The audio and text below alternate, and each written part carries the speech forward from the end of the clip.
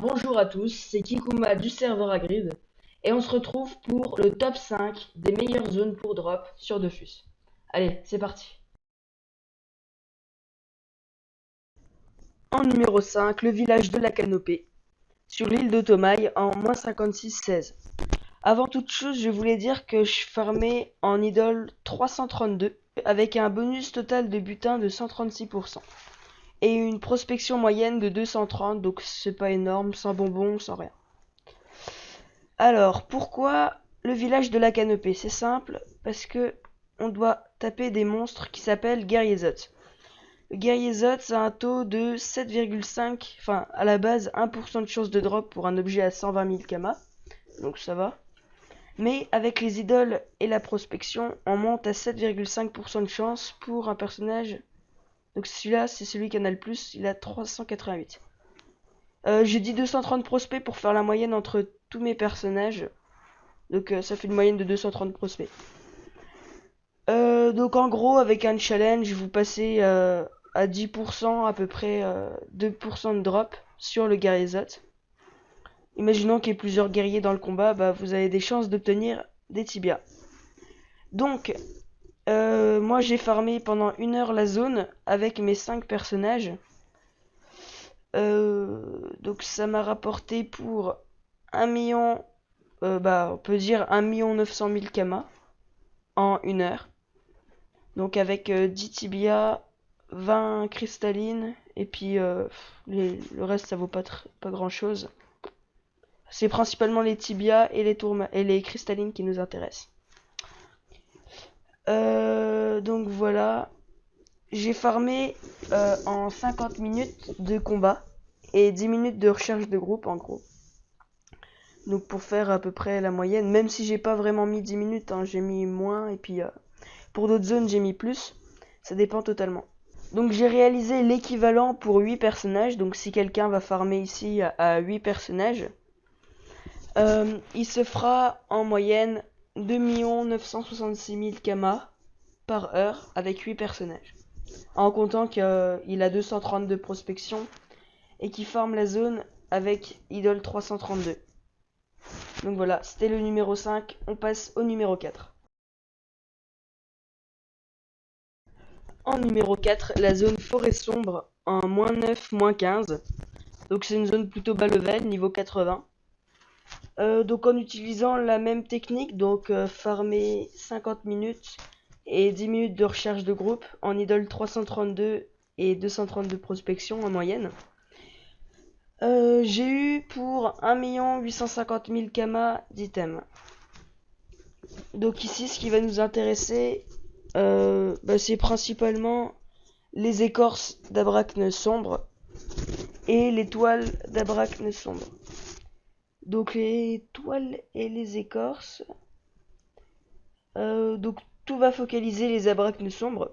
Donc pour les toiles, on a 1% de chance de drop de base. Bon, ici j'en ai 4 sur le personnage là. Et la toile est à 50 000 kama en moyenne. Là c'est parce que le prix du serveur a baissé, mais en moyenne c'est 50 000 kama. C'est pour ça que je l'ai mis en numéro 4, parce que la valeur estimée est moins élevée, mais le prix, le bénéfice qu'on va se faire sera plus important que pour le village de Zot. Donc on peut dire en moyenne 50 000 kama la toile d'arachne et 4 000 kama, mais vu qu'on a 50% de drop, enfin 40% de drop, mais il a 220, donc sur lui par exemple j'ai 60% de drop. Donc voilà, et dans les groupes généralement il y a pas mal de... Vu qu'il y a que 3 mobs différents dans la zone en gros, il y a les abrachnes sombres, les abrachnides et les abrachnes ancestraux. Et ben il y a des groupes où il y a plus de chances d'avoir de nombreuses abrachnes. Du coup on se fait des toiles plus facilement. Donc on peut voir que j'ai 16 toiles d'abrachne, alors que ça a le même pourcent de chance des tibias du Guerrier-Zot.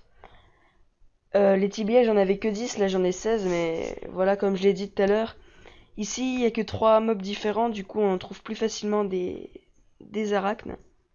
Donc j'ai également réalisé l'équivalent en kama de farm dans la zone forêt sombre avec 8 personnages.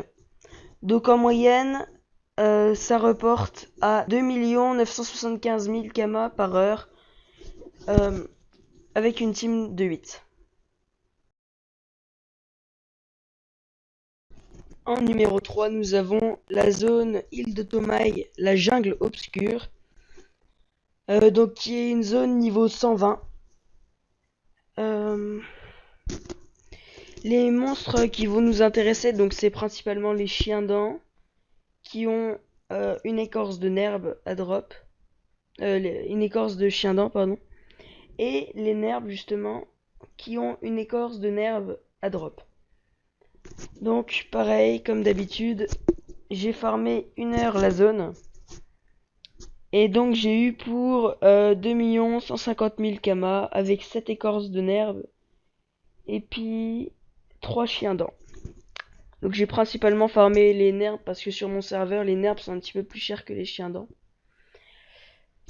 Donc c'est le même taux de drop. De toute façon tout le long ce sera un taux de drop de 1% sur les items que je vais dropper. Parce que c'est ce qui vaut principalement cher. Donc j'ai fait l'équivalent en kama de drop dans la zone avec 8 personnages. Donc ça équivaut à 3 457 000 kamas par heure avec une team de 8 personnages. Toujours pareil avec Idol 332 et 230 de prospection.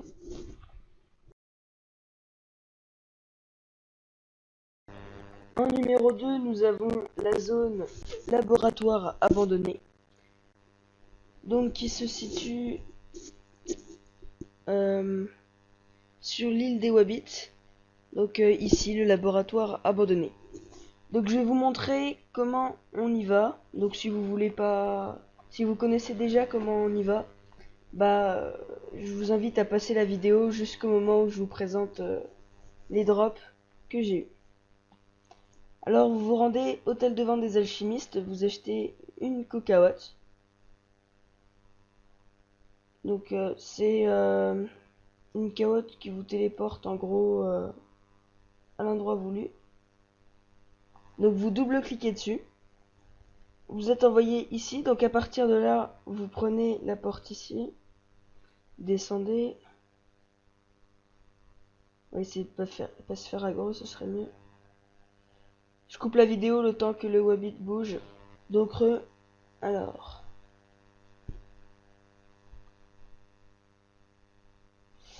Vous passez par là.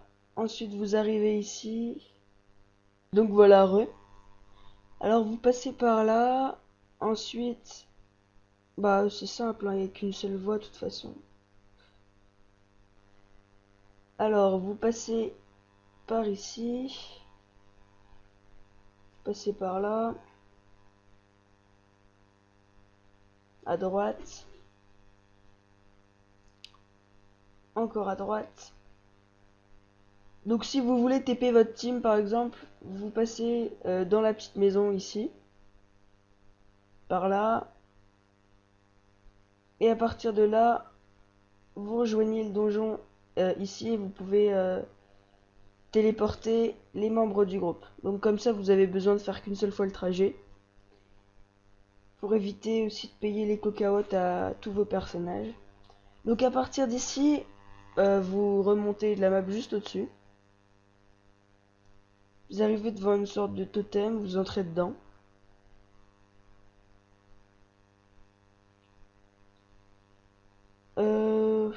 Ici il y a un petit trou, un petit terrier. Vous passez par là. Et à partir de là, vous avez les premiers monstres, donc Kawatman, Wabbit-Céphale et des monstres comme ça. Alors dans cette zone est plutôt particulière parce qu'en fait il y a un petit peu tout qui nous intéresse, principalement les feuilles de Kawatman. Donc qui ont 163 000 kamas d'estimation. Pour 1% de chance de drop toujours. Les yeux de Wabbit-Céphale, donc après le reste c'est un petit peu du bonus, mais on va viser principalement les feuilles de Kawatman.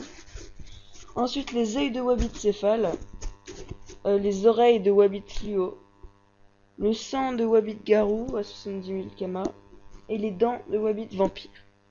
Donc pareil, en farmant ici pendant 1 heure, j'ai obtenu ça, donc 700, 470 000. Les dents, bon ça vaut pas grand chose. Les oreilles, les yeux et les feuilles de Carrotman, donc principalement la source de Kama. Et donc voilà. Donc pareil, j'ai réalisé l'équivalent en Kama pour 8 personnages. Donc qui est de 3 906 000 Kama. Donc voilà, on passe tout de suite au numéro 1.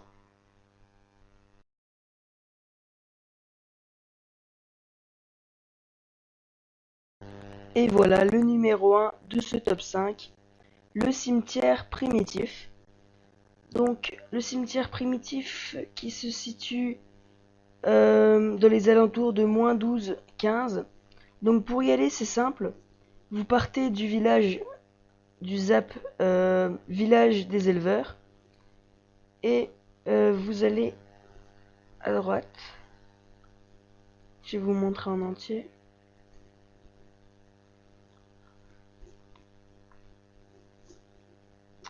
Alors il y a deux possibilités d'y aller. Soit vous y allez avec une quête spéciale.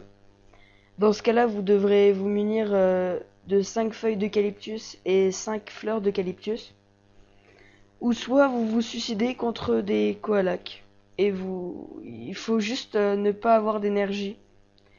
Et vu que sur ce personnage j'ai suffisamment d'énergie pour ne pas me transformer en fantôme après mourir, bah, je vais faire la quête. Donc vous passez par là, vous faites que de descendre maintenant. Et le PNJ se trouve tout en bas. Donc vous descendez, vous descendez.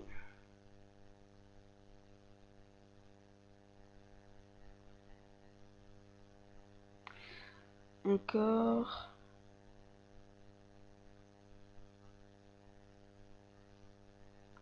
C'est vraiment tout en bas, hein, c'est ici.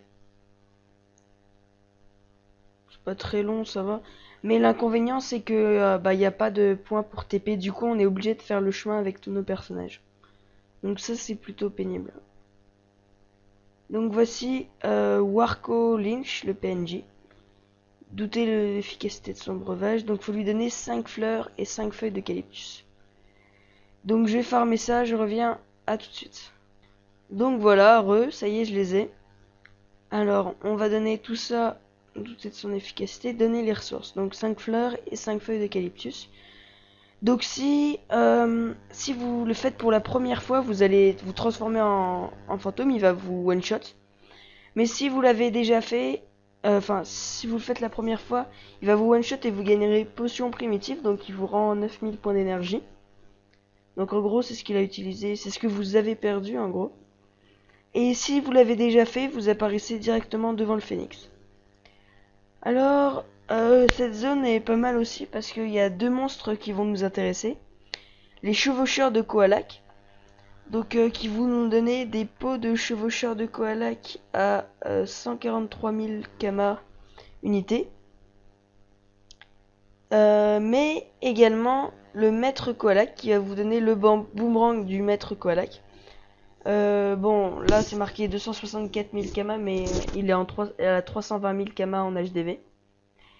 Donc je vais vous montrer ce que je me suis fait en 1 heure de farm. Donc 50 minutes de drop, 10 minutes de charge de groupe comme d'habitude. Donc je me suis fait 8 pots de chevaucheur de koalak. Donc ce qui équivaut à peu près à 1 140 000 Kama. Et 6 boomerangs, donc 1 580 000 Kama. Puis bah, le reste c'est pareil, c'est pas des ressources qui valent très cher. Donc voilà, j'ai également fait l'équivalent de Kama gagné avec une team de 8 personnages en 1 heure.